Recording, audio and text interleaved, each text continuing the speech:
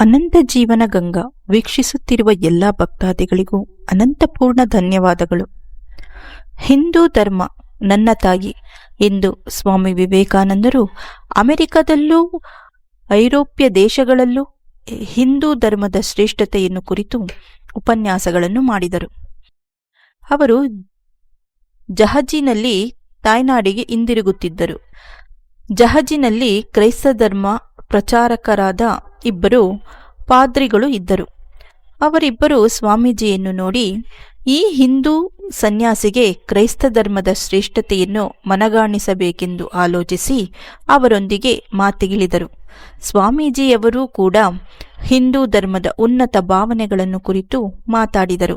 ಹೀಗೆ ವಾದ ಮಾಡುತ್ತಾ ಇಬ್ಬರು ಪಾದ್ರಿಗಳು ಸ್ವಾಮೀಜಿಯವರನ್ನು ಮಾತಿನಲ್ಲಿ ಎದುರಿಸಲಾಗದೆ ಸೋಲುತ್ತಾ ಬಂದರು.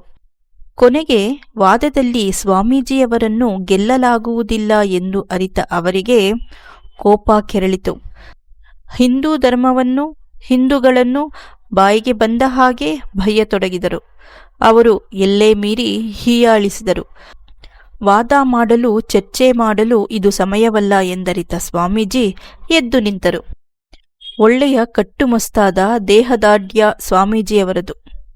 ಅವರು ಒಬ್ಬ ಪಾದ್ರಿಯ ಹತ್ತಿರ ಹೋಗಿ ಅವನನ್ನು ನೆಟ್ಟ ದೃಷ್ಟಿಯಿಂದ ನೋಡಿದರು. ಅಚಾನಕ್ಕಾಗಿ ಅವನ ಅಂಗಿಯ ಕಾಲರನ್ನು ಗಟ್ಟಿಯಾಗಿ ಹಿಡಿದುಕೊಂಡು, ನನ್ನ ಹಿಂದೂ ಧರ್ಮದ ಕುರಿತು ಇನ್ನೊಂದು ಮಾತು ಆಡಿದರೆ ನಿನ್ನನ್ನು ಹೀಗೆಯೇ ಎತ್ತಿ ಸಮುದ್ರಕ್ಕೆ ಎಸೆದು ಬಿಡುತ್ತೇನೆ ಎಂದು ಗುಡುಗಿದರು. ಆ ಕ್ಷಣ ಅವನ ಕಾಲುಗಳು ಗಡಗಡ ನಡುಗುವುದನ್ನು ಸ್ವಾಮೀಜಿ ಕಂಡರು. ಅವನು ಭಯದಿಂದ ನಡುಗುತ್ತಾ, ನನ್ನನ್ನು ಬಿಟ್ಟು ಬಿಡಿ, ಇನ್ನು ಮುಂದೆ ನಾನು ಹೀಗೆ ಮಾತನಾಡುವುದಿಲ್ಲ ಎಂದು ಅವರಲ್ಲಿ ಕ್ಷಮೆ ಬೇಡಿದನು. ಇನ್ನೊಬ್ಬ ಪಾದ್ರಿ ಉಸಿರೆತ್ತಲು ಆಗದೆ ಕುಳಿತಿದ್ದ. ಈ ಘಟನೆಯ ನಂತರ ಅವರಿಬ್ಬರು ಹಿಂದೂ ಧರ್ಮವನ್ನು ಹಳಿದು ಮಾತನಾಡುವುದನ್ನು ನಿಲ್ಲಿಸುವುದರಲ್ಲದೆ ಪ್ರಯಾಣದ ಅವಧಿಯಲ್ಲಿ ಸ್ವಾಮೀಜಿ ಅವರಿಗೆ ಹಲವು ಬಗೆಯಲ್ಲಿ ಸಹಾಯವನ್ನೂ ಮಾಡಿದರು.